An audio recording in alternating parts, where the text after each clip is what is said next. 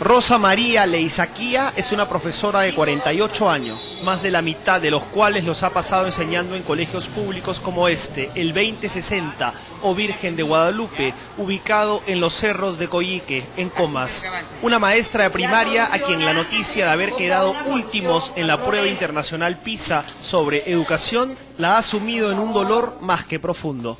Hacemos infinidad de esfuerzos, ya sea económicos, ya sea de tiempo, ya sea de psicólogos, de madres, de padres con ellos, porque casi todos tienen problemas. Con consternación porque los profesores tenemos la preocupación, pero el Estado no.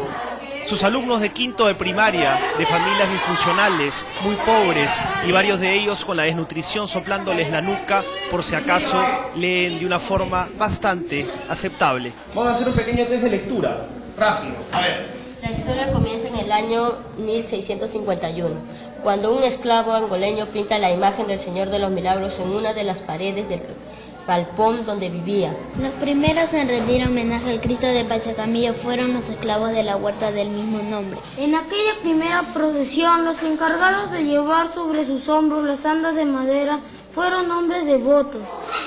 Esta es una clara señal que la aleja de las huelgas y de la satanización del sindicato al que pertenece, el SUTEP, y denuncia lo de siempre, el escaso presupuesto, más allá de su salario de 1.400 soles con el que tiene que trabajar en Coyique. ¿Qué cosas tiene que comprar usted que el Estado en teoría les debería proporcionar? Plumones, mi caja de tizas que me la compré yo. ¿Ni las tizas le dan? Ni las tizas. La última goma que la he comprado yo, porque los frascos de goma ya se acabaron. Papelógrafos que en la mañana he mandado a comprar 5 pliegos, 50 céntimos, ¿no, Angelo? Sí. ¿No le dan eso, profesor? No, para nada, para nada.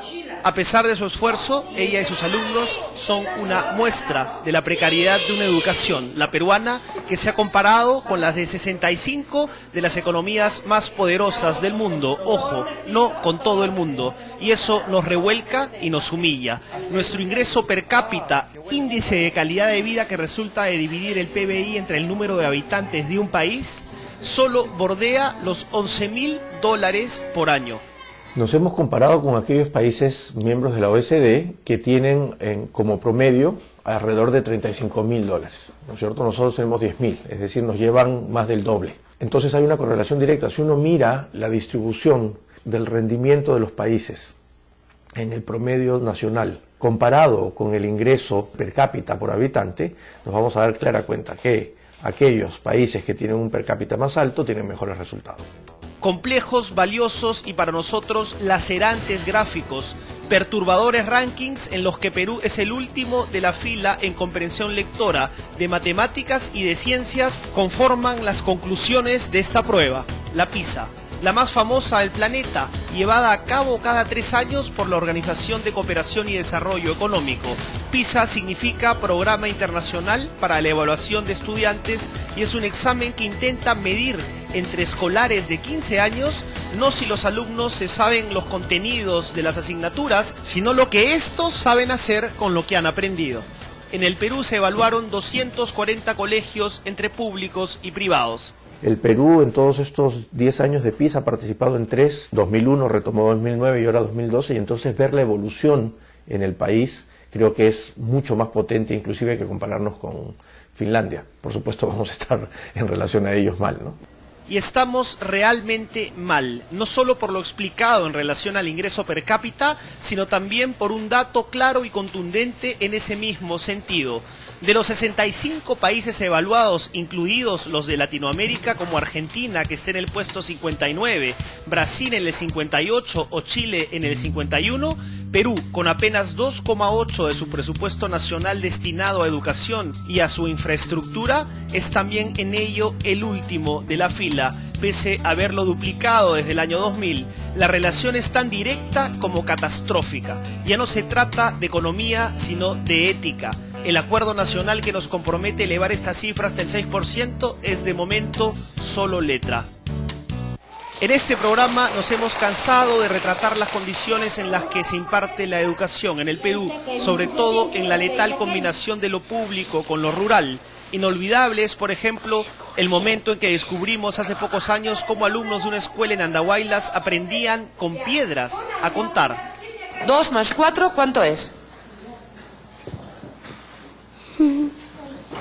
6.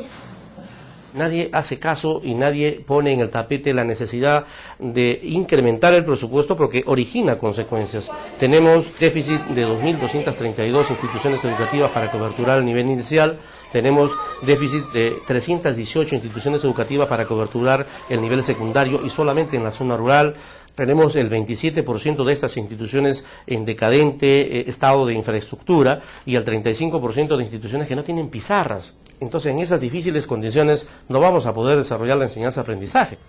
295.416 jóvenes de 15 años de 67 países y regiones diferentes fueron evaluados durante más de 2 horas por medio de decenas de preguntas que iban desde las más trabajosas, como determinar la frecuencia de goteo de una administración medicinal intravenosa a un paciente enfermo, a través de fórmulas complejas, hasta la simple deducción lógica respecto a si es grasa o sangre lo que reciben los músculos humanos luego de hacer ejercicio. Perú, último en todo, con un promedio de 368 puntos, mientras que Shanghái, China, por ejemplo, el primero en todo, obtuvo 613. Hay que captar el mensaje, pero no hay que ser tampoco apocalípticos. Tiene que ser una alerta muy seria, ¿no es cierto? Muy seria porque no es una buena situación, pero tampoco creemos que debería ser tan catastrófica que te paralice. Antes de sumergirnos en el oscuro hoyo de nuestra situación y paralizarnos, el investigador sobre educación Ricardo Cuenca nos ayudó a ubicar los aspectos positivos que, por cierto, también arroja esta evaluación. Lo que hay que mirar es que entre el 2009 y el 2012 ha habido una mejora en el país en todas las áreas. ¿Sustancial? Sí, digamos que sí, teniendo en consideración el lugar en el que estamos y la situación en la que están nuestros estudiantes. ¿Una mejora digna de celebrar, digamos? No, digna de celebrar no. Pero por lo menos te permite darte cuenta que si ha habido una mejora hay que evaluar por qué ha sido esa mejora. Somos el país que más ha mejorado en todas las áreas, en más del 3%. En la que más hemos mejorado es la que tiene que ver con el sensible tema de la comprensión de textos. Lo más interesante del asunto es que este crecimiento ha sido sostenido del 2001 al 2012. Es decir, en estos 10 años algo ha pasado en el país que ha hecho que a pesar de tener unos resultados malos en comprensión lectora, tengamos una subida constante año a año que nos coloca en casi el doble de puntos que cuando empezamos en el 2001. Las andas saldrán de una puerta grande de la avenida Tacna para luego ingresar al templo y recibir a la imagen del Cristo de... ¿Y de qué está hablando? ¿Cuál es el tema? Del Señor de los Milagros. Muy bien. Esto podría ser el resultado de una continuación en el enfoque de los métodos de enseñanza de lectura hasta convertirse en política de Estado, que no depende de los gobiernos de turno. El otro aspecto muy interesante, al margen de las pruebas, es que los alumnos peruanos de un tiempo a esta parte faltan muy poco a clases. Y eso es un indicador también muy interesante que está llevándonos a una discusión que tiene que ver con calidad versus cantidad de horas. Está bien que los alumnos estén permanentemente en el aula, pero hay muchos que no atienden y muchos que no entienden por la desnutrición crónica. Hay muchos problemas que tienen en el hogar de la familia, donde por conflictos entre los padres, los alumnos no están con la tranquilidad psicológica para atender las sesiones de aprendizaje que le brinda el maestro. Y un tercer aspecto, no menos sorprendente, es el hecho de que en medio del debate sobre la educación pública y la privada, la brecha entre ambas, según esta prueba, se ha acortado. Aquí tenemos en unas líneas que no sé si se notan más oscuras, son las que pertenecen a los colegios privados. Y las líneas más claras son a los colegios públicos. Lo que este gráfico nos está mostrando es que aquí arriba, con mejores resultados, tenemos a un grupo más bien pequeño de escuelas privadas, que son aquellas escuelas que podríamos considerar de élite. Y aquí abajo tenemos algunas escuelas públicas con los menores resultados. Y acá probablemente está cualquier colegio que uno se imagine en una zona rural público en el país. Lo interesante es cómo se está comportando la escuela pública y privada en el centro, que es donde está el grueso. Es decir, cada vez más se están acercando los promedios. Con esto se rompe el mito de que lo privado siempre es bueno por naturaleza e indica que hay escuelas privadas de muy buen nivel, pero también que hay un grueso de estas que no está tan bien. y que coexiste en el mismo sitial que el de las mejores escuelas públicas. Por tanto, se democratiza un poco el asunto y se enriquece el debate sobre cómo se está regulando la calidad de la educación privada en nuestro país. Si hacemos un estudio de investigación, la mayoría de instituciones educativas privadas funcionan en casonas, funcionan con profesionales no titulados y lo que es peor aún, se los maltrata porque no se les paga ni siquiera el sueldo mínimo vital, se les paga un sueldo paupérrimo, no están funcionando dentro del área correspondiente para desarrollar la educación, no tienen áreas verdes, etcétera. Entonces, no es muy buena la educación privada. Las pruebas PISA nos indican también que los alumnos peruanos son algunos de los escolares más felices del mundo, aunque parezca mentira.